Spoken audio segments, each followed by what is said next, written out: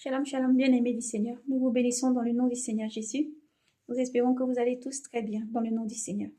Nous disons toujours, si ce n'est pas le cas, frères et sœurs, que le toucher de Jésus vous localise là où vous êtes, que son toucher se pose sur vous dans l'Esprit Saint. Vous devez vraiment retrouver le rétablissement total dans le nom de Jésus. Soyez bénis, frères et sœurs, en Christ. Aujourd'hui, nous revenons vers vous pour vous libérer la vision du Seigneur Jésus-Christ. La vision que le Seigneur nous a transportée en esprit nous a permis de voir le Seigneur dans sa majesté, le Seigneur dans l'apparat vraiment de sacrificateur, les souverains sacrificateurs. Donc nous avons vu, nous avons dit précédemment dans les vidéos qu'on suivit que nous allons prendre le temps vraiment de revenir selon l'Esprit. L'Esprit Saint nous guide vraiment pour pouvoir libérer ce message. Mais pour libérer, avant de libérer ce message, nous allons lire dans le livre du prophète Michée. Nous allons lire Michée chapitre 7. Ça sera le verset, Michée chapitre 7, verset 1 à 7. Michée 7, chapitre 1 à 7. Ensuite, nous parcourrons le livre de l'Apocalypse. Nous lirons, dans le livre de l'Apocalypse, nous lirons Apocalypse chapitre 5 et Apocalypse chapitre 7. Apocalypse 7, Apocalypse 5. Soyez donc bénis et que la patience du Seigneur garde tout un chacun pendant ce temps de lecture. Que les cœurs soient disposés, les âmes disposées, afin de recevoir le message du Seigneur. On prend le temps de prière comme toujours. Et vraiment, nous allons libérer tout message et surtout commencer par la lecture. Donc, soyez bénis dans vos applis ou dans la Sainte Bible pour que nous puissions vraiment partager ce moment ensemble, disposés surtout en esprit. Soyez bénis, frères et sœurs. Éternellement, Dieu mon roi, nous prions, Seigneur. Nous te disons merci, Jésus, pour tout ce que tu es. Seigneur, je ne suis que simple serment. Oh Dieu, je prie que tu prennes le contrôle sur tout, Jésus, par ton Esprit Saint. Guide toutes choses, Seigneur. Merci pour les bien-aimés connectés. Merci pour tous ceux qui vont écouter ton message et le recevoir. Tu réponds ton esprit, c'est ton esprit qui convainc, c'est ton esprit qui persuade. C'est ton esprit, Seigneur Jésus, qui éclaire toutes choses. Seigneur, la vision, tout est soumis à toi seul, Seigneur. Merci pour tout ce que tu es, toi qui éclaires toutes choses, que tout ce qui n'est pas de toi meure maintenant par ta puissance, Jésus. Nous prions que l'Esprit Saint, tu prends le contrôle, tu souffles les quatre vents. Les cœurs disposés, Seigneur, reçoivent pleinement. Les âmes disposées reçoivent pleinement. Toute incrédulité soit enlevée. Seigneur, nous prions que tout cœur, toute personne qui s'élèverait contre ce message, Seigneur, oh Dieu, par ta douceur, tu les saisisses et les convertisses par ta puissance, Jésus. Merci, car tu es grand, Seigneur, de recevoir l'honneur, gloire. Tu es digne de recevoir honneur, gloire, force et puissance au siècle des siècles, Seigneur. Nous te bénissons et te remercions, Jésus, pour ce moment que tu nous donnes encore de partager, Seigneur. Ce dont tu nous as fait, Seigneur, voir. Nous te bénissons parce que tu réponds à toute prière, tu réponds à toute attente, Seigneur. Tu es vivant et nul n'est comme toi, Seigneur Jésus. Merci pour tout ce que tu es. Nous prions alors que tout démon, tout esprit impur et mauvais, Seigneur, soit lié, jeté en enfer. Au nom de Jésus, nous les déclarons dans le ciel comme sur la terre. Ton sang recouvre ce message, recouvre toutes choses. Nous te bénissons, Seigneur, par ta présence. Et donc, toi, Seigneur, nous nous remontons tout ce que nous allons faire en ce jour. Tous ceux qui vont écouter et lire, Seigneur Jésus, guide-leur, Seigneur, par ta puissance. Merci, Jésus, pour tout ce que tu es. Dans ton saint nom, nous avons prié. Amen. Frères et sœurs, nous prenons donc la lecture dans le livre de Michée, Michée. Nous lisons donc Michée chapitre 7. Michée 7, chapitre 7, verset 1 à 7. Malheur à moi,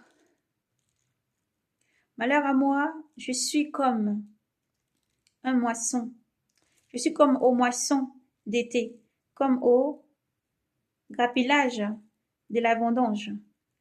Plus qu'une grappe à manger, plus une grappe à manger, plus une figue précoce, que j'aime tant. Le fidèle a disparu. Le fidèle a disparu du pays, pas un juste parmi les gens. Tous sont aux aguets pour verser le sang. Ils traquent chacun son frère au filet. Leurs mains sont pour le mal, pour faire le bien. Pour faire le bien, pour faire le bien, le prince exige. Pour faire le bien, le prince exige ainsi que le juge une gratification. Le grand, alléluia, le grand exprime sa propre cupidité. Le meilleur d'entre eux est comme une ronce, le plus juste d'entre eux une aire d'épines. Au jour des jeteurs, au jour des guetteurs, ton châtiment est arrivé. Maintenant, c'est l'heure. Maintenant, c'est leur confusion. Ne vous fiez pas au prochain. Ne vous fiez pas au prochain. N'ayez point confiance en un ami. Devant celle qui partage ta couche, garde-toi d'ouvrir la bouche. Car le fils insulte le père, la fille se dresse contre sa mère, la belle fille contre sa belle-mère. Chacun a pour ennemi les gens de sa maison. Mais moi, je regarde vers Yahvé, j'espère dans le Dieu qui me sauvera. J'espère dans le Dieu qui me sauvera. Mon Dieu m'entendra.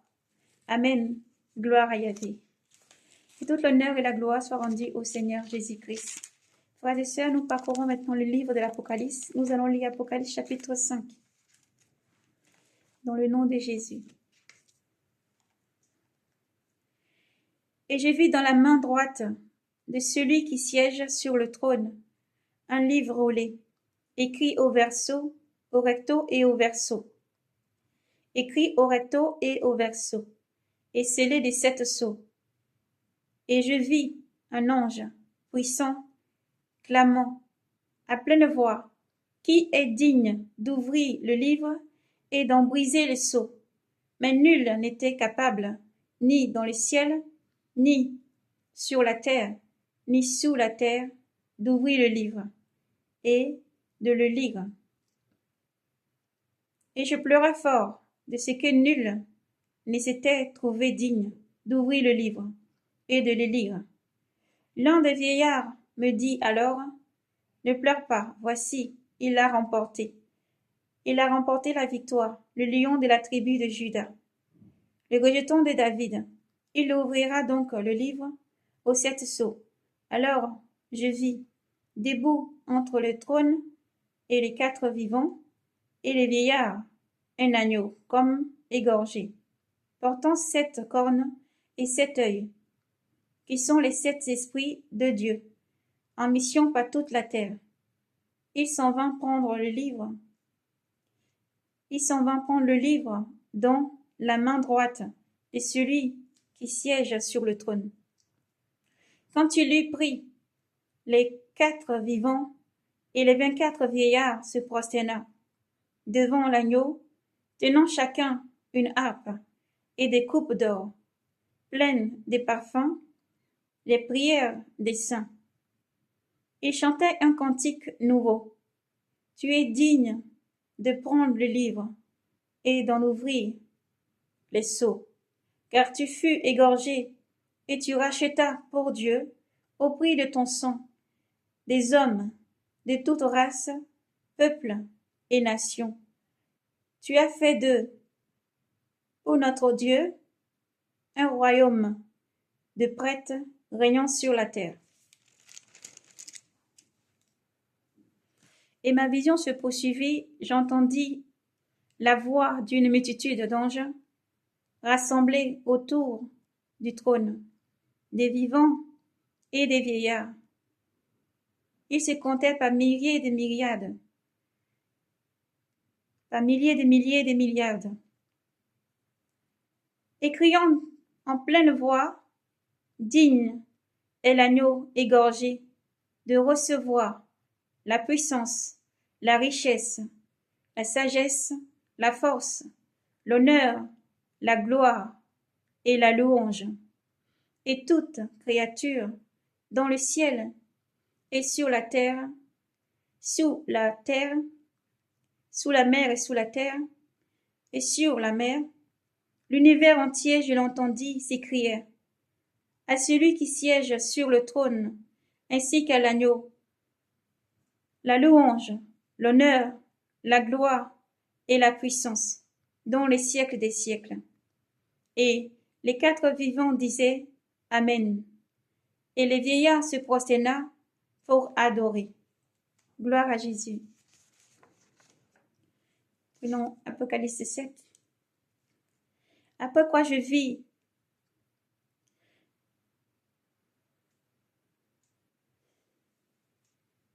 Alléluia. Nous allons poursuivre à l'Apocalypse 6. L'agneau brise les 7 sceaux. Gloire à toi, Seigneur Jésus. Et ma vision se poursuivit lorsque l'agneau ouvrit les premiers des 7 sceaux. J'entendis les premiers des 4 vivants crier d'une voix de tonnerre, viens. Et voici qu'apparut à mes yeux un cheval blanc. Celui qui le montait tenait un arc. On lui donna une couronne, et il partit en vainqueur, et pour vaincre encore. Alors il ouvrit le deuxième sceau. J'entendis le deuxième vivant crier, viens. Il criait, viens. Alors surgit un autre cheval rouge feu. Celui qui le montait, on lui donna de bannir la paix hors de la terre, et de faire que les hommes l'on s'entrégorgeât. On lui donna une grande épée. Lorsqu'il ouvrit le troisième sceau, j'entendis le troisième vivant crier, viens. Et voici qu'apparut à mes yeux un cheval noir. Celui qui le montait tenait à la main une balance. J'entendis comme une voix du milieu des 4 vivants qui disait 1 litre de blé pour un denier, 3 litres d'orge pour un denier. Quant à l'huile et au vin, ne la gâche pas. Lorsqu'il ouvrit le 4e sceau, j'entendis le cri du 4e vivant. Viens. Et voici qu'apparut à mes yeux un cheval verdâtre. Celui qui le montait, on le nomma la mort, et l'Adé le suivit. Et l'Adé le suivait. Alors on leur donna pouvoir sur le quart de la terre pour exterminer par l'épée, par les faim, par les pestes et par les fauves de la terre. Lorsqu'il ouvrit le 5e sceau, je vis sous l'autel les âmes de ceux qui furent égorgés pour la parole de Dieu et les témoignages qu'ils avaient rendus. Ils criaient d'une voix puissante, jusqu'à quand, Maître saint et véritable, tardes-tu à faire justice, à tirer vengeance de notre sang sur les habitants de la terre? Alors on leur donna à chacun une robe blanche. On leur disait de patienter encore un peu de temps. Que fut au complet leurs compagnons de service et leurs frères qui doivent être mis à mort comme eux. Et ma vision se poursuivit. Lorsqu'il ouvrit le 6e sceau, alors il se fit un violent tremblement de terre, et le soleil devint noir comme une étoffe de crin, et la lune devint tout entière comme du sang, et les astres du ciel s'abattirent sur la terre, comme un figuier avorté, que projette un figuier tortueux par le vent des tempêtes.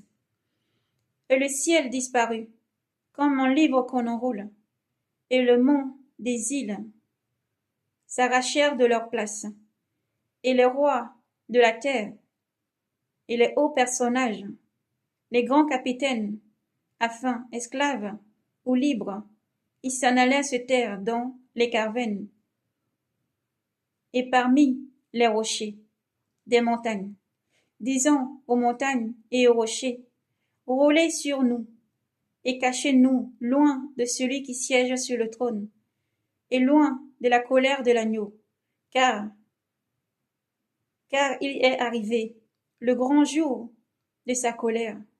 Et qui donc peut tenir? Gloire à Jésus.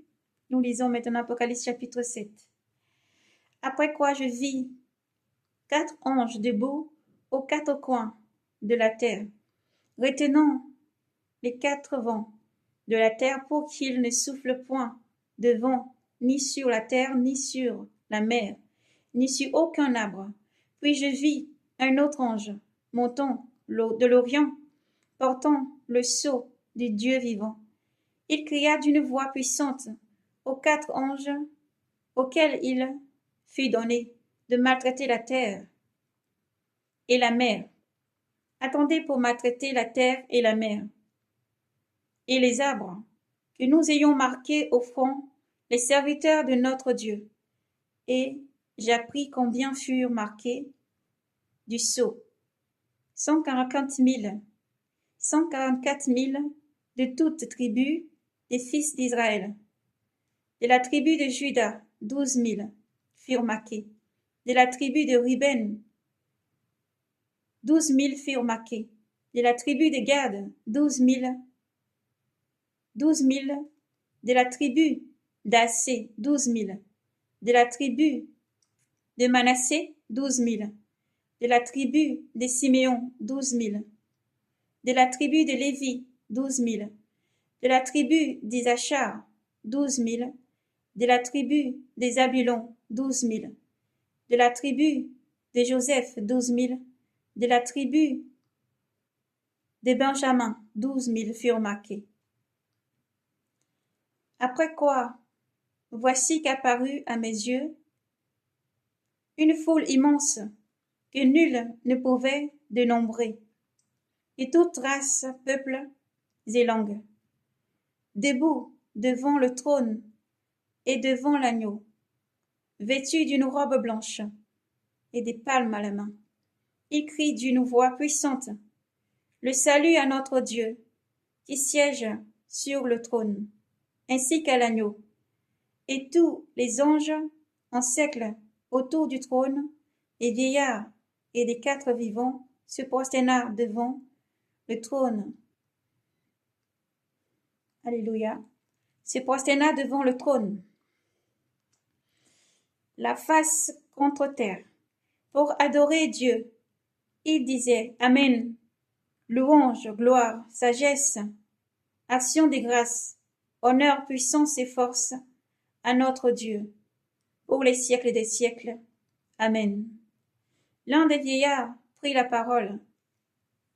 alors la parole et me dit: ces gens vêtus de robes blanches, qui sont-ils et d'où viennent-ils? Et moi de répondre: mon Seigneur, tu le sais. Il reprit: ce sont ceux qui viennent de la grande tribulation. Ils ont lavé leurs robes et les ont blanchies dans le sang de l'agneau. C'est pourquoi ils sont devant le trône de Dieu, le servant jour et nuit, dans son temple. Et celui qui siège sur le trône étendra sur eux sa tente. Jamais plus ils ne souffriront, ni de la faim, ni de la soif. Jamais plus ils ne souffriront, ni ne seront accablés par le soleil, ni par aucun vent brûlant, car l'agneau qui se tient au milieu du trône sera leur pasteur et leur conduira aux sources des eaux de vie, les eaux de la vie. Et Dieu essuiera toutes larmes de leurs yeux.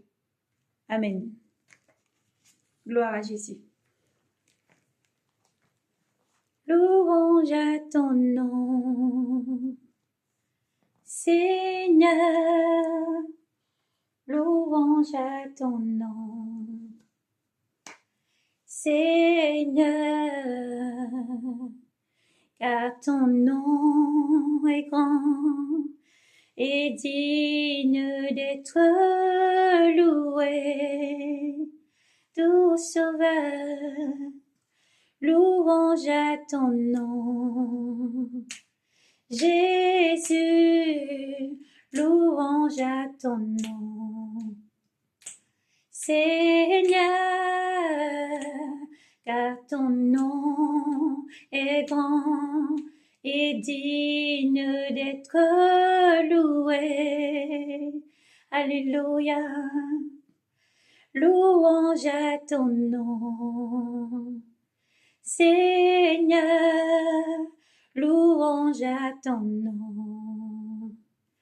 Jésus, roi des rois, car ton nom est grand et digne d'être loué. Alléluia, louange à ton nom. Seigneur, louange à ton nom. Alléluia, Jésus, car ton nom est grand et digne d'être loué. Mais en nous, Seigneur, un cœur pur, renouvelle Jésus, ce cœur pur, car ton nom est grand et digne d'être loué. Alléluia, louange à ton nom. Seigneur, louange à ton nom. Oh, Jésus, car ton nom est grand et digne d'être loué. Alléluia. Seigneur Jésus, merci pour tout ce que tu es. Père Saint, Saint, Saint, Saint est ton nom. Nous rendons la louange, l'honneur et la gloire à ton saint nom, Seigneur. Sois exalté, sois béni, ô roi des rois, pour tout ce que tu es. Tu es l'alpha et l'oméga et nous célébrons ton saint nom. Nous l'élevons, nous l'exaltons, Seigneur. Sois couronné de nos louanges, qu'à toi seul soit rapporté louange et toute l'honneur et la gloire à ton saint nom, Jésus. Merci pour tout ce que tu es. Amen. Frères et sœurs, le Seigneur nous a ravis en esprit et nous a permis de voir une situation. Nous sommes arrivés comme dans un grand endroit, un lieu de paradis, dans un lieu où le Seigneur montrait.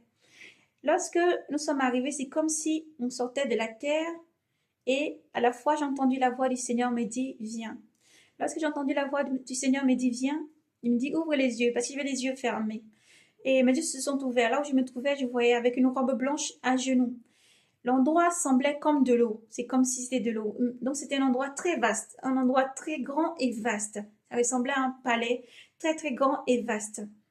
Et tout en bas, au fait, ça faisait comme si c'était de l'eau. Ça faisait comme c'était du cristal, au fait, de l'eau, du cristal, consumé comme par le feu, comme si on mélangeait de l'eau avec du feu.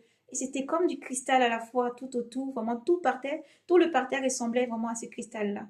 Et alors je vis le Seigneur Jésus-Christ au milieu debout, vêtu d'une robe longue blanche, avec une ceinture à la taille.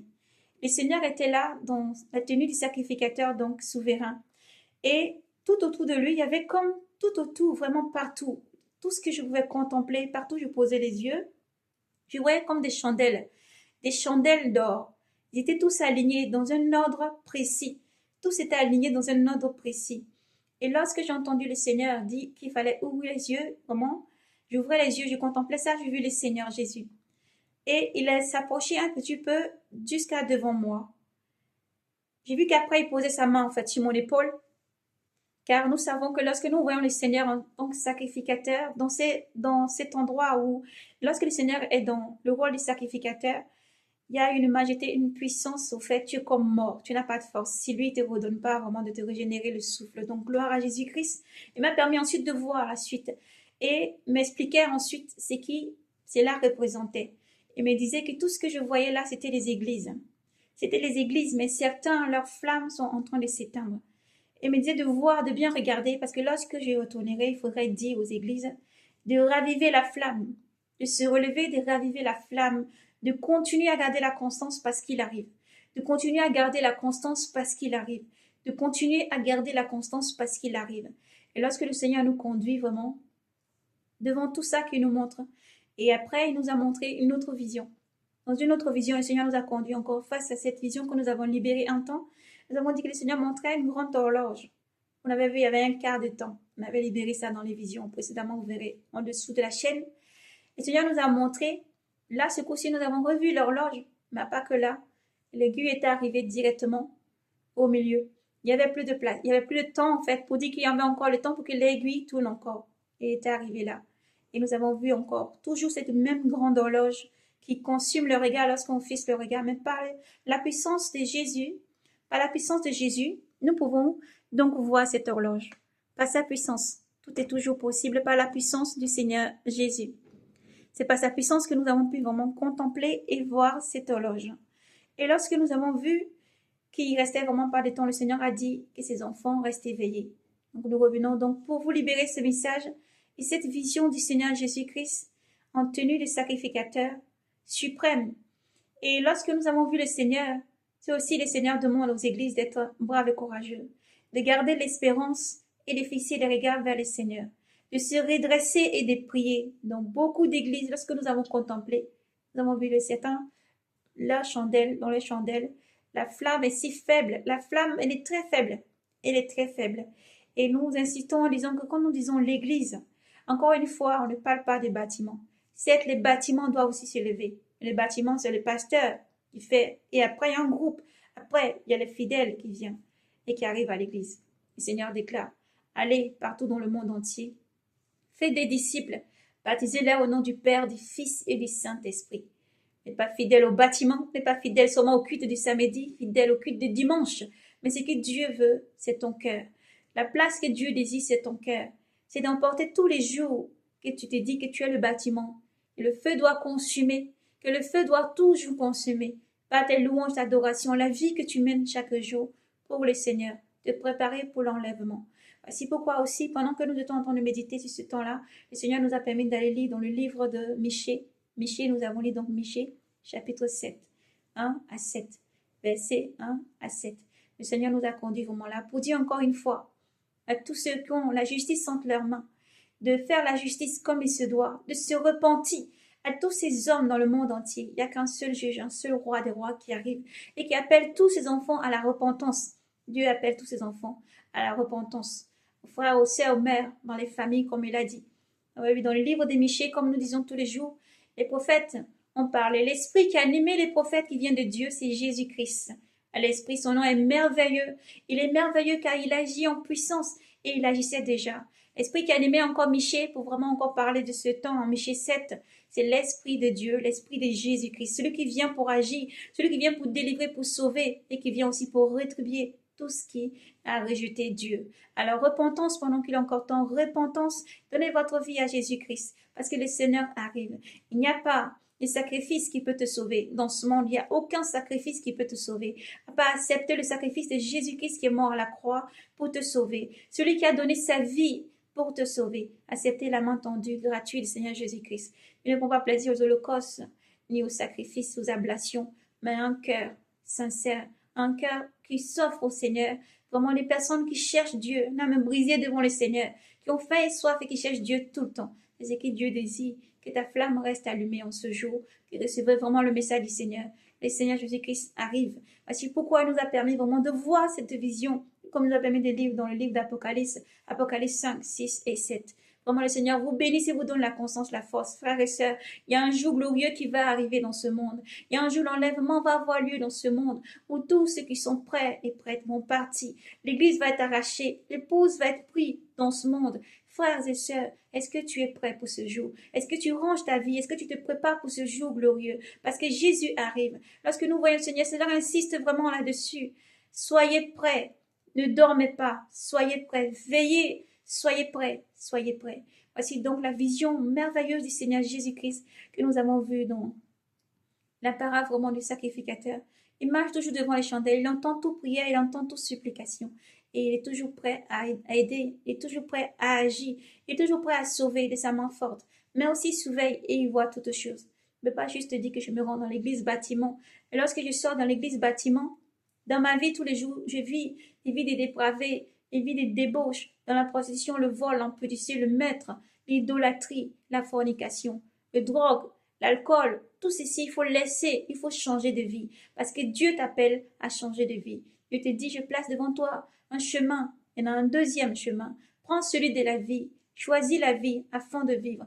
Et le chemin de la vie, c'est Jésus-Christ. Il t'étend la main encore aujourd'hui. Et Jésus arrive. Alors soyez braves et courageux. Le message vraiment, c'est ça en ce jour. Le Seigneur règne. Il est puissant et souverain. Parce que vous lisez dans le livre de Paul, Saint Paul, vous parcourez Saint Paul aux Hébreux 10, vous voyez le Seigneur encore toujours en tant que sacrificateur, souverain sacrificateur, souverain sacrificateur.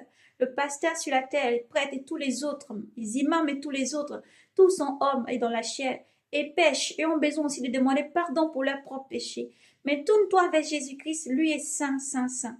Même si tu n'es pas fidèle, Jésus-Christ est fidèle. Ta parole déclare que je vous suis, je suis avec vous, mes enfants, pour vous diriger, pour vous guider, pour vous enseigner, pour vous tenir. Fais confiance à Jésus-Christ. Fais confiance à Jésus-Christ. Place ta confiance en lui. C'est bien de se regrouper, de prier. Car le Seigneur dit, là où un ou deux sont unis, je suis au milieu d'eux. Alors crois aussi que si tu es tout seul, tu n'es pas seul. Jésus-Christ est avec toi. Il t'entend, il écoute ta prière, il te demande de persévérer. Il vous demande, l'Église, de persévérer. Aux sentinelles, aux appelés, aux élus, à tous ces enfants, les pasteurs, tous enfants, de continuer à persévérer, à tous les enfants de Dieu de persévérer, les enfants de lumière de persévérer. La colère de Dieu arrive dans le monde, tout comme tous les personnes influentes, les riches vont courir dans leur bunker, dans les choses qu'ils ont déjà construites pour aller se cacher et s'abriter. Toi, tu as l'espérance de quelque chose qui ne passe pas. Toi, tu as l'espérance de quelque chose qui ne va pas te détruire. Toi, tu as l'espérance de la vie éternelle et d'un roi des rois qui est Jésus-Christ qui vient te chercher. Alors, fixe ton regard sur Jésus. Fixe ton regard sur Jésus. Jésus-Christ est vivant et réel et il t'aime infiniment. Alors, ne baisse pas les bras dans la prière, la consécration, la méditation. Demande et tu auras toujours, selon la volonté de Dieu. Cherche d'abord, selon la volonté de Dieu, les bienfaits du royaume des cieux. Que Dieu vous bénisse. Cherchez d'abord le royaume des cieux. Tu aimeras l'Éternel ton Dieu de tout ton cœur, de toute ton âme, de toute ton intelligence, de toute ta force. Car l'Éternel, lui, est amour. Il demande que t'aimer. Alors persévérez. C'est difficile pour nos frères de fois de recevoir le message lorsqu'on dit que le Seigneur arrive et qu'il reste peu de temps. Ce n'est pas pour avoir peur, mais c'est pour dire tout simplement que prépare-toi. Tu ne sais ni les jours ni l'heure.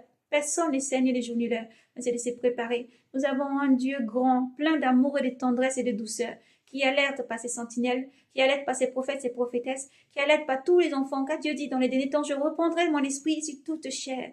Ce n'est pas n'importe quelle chair, c'est celui qui t'a confié. Tu as l'esprit de Dieu qui vit en toi. Et c'est sur toi, c'est cette génération que Dieu répand son esprit, par les visions des songes, par toutes choses, Dieu répand son esprit pour te guider. Il t'entend et il veut que tu écoutes sa voix, afin de te laisser diriger et guider par le Saint-Esprit dans les derniers temps où nous sommes, dans la dernière ligne droite, d'espérer toujours dans l'Éternel et d'être brave et courageux, de continuer à persévérer. Lorsque nous avons aussi lu dans le livre de Michée, Michée 7, nous avons vu que dans le livre de Michée, Michée relatait aussi, par l'Esprit pur du Seigneur Jésus-Christ, disait aussi, dans les familles, il y aurait des divisions, il y aurait des querelles, les enfants, les jeunes hommes contre leur père, les filles contre leur mère ou leur prune, les prunes contre leur belle-mère. Vous voyez, donc le Seigneur, vraiment tout ce que nous lisons, tout ce que nous pouvons lire, tous les prophètes vraiment étaient animés par cet esprit.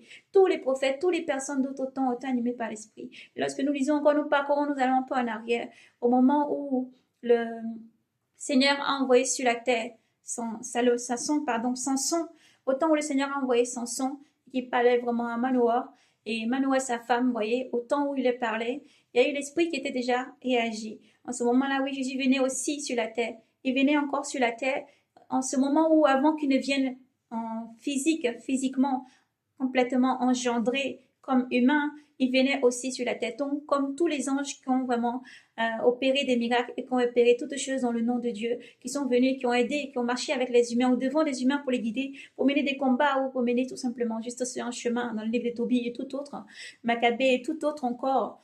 Dans tous les livres, tout, le Seigneur marchait devant ses enfants, que ce soit au livre de Josué, ou tous les livres, le Saint-Esprit agit tous les jours et les anges étaient là tous les jours. Mais le Seigneur Jésus-Christ s'est manifesté. Et nous avons une parole pure qui fait que nous comprenons aussi, par la grâce du Saint-Esprit, que le Seigneur était là. Lorsqu'il parlait, Manoah et sa femme disaient aussi qu'il fallait au bout d'un moment. Il voulait faire un sacrifice sur l'autel. Lorsqu'il voulait faire le sacrifice sur l'autel, il demandait le nom de l'ange qui était venu leur annoncer que sa femme ne devait ni manger quelque chose de mauvais, impur, ni boire de l'alcool, parce que l'enfant qui est dans le ventre était consacré, qui était sans sang. Il fallait bien manger d'impur.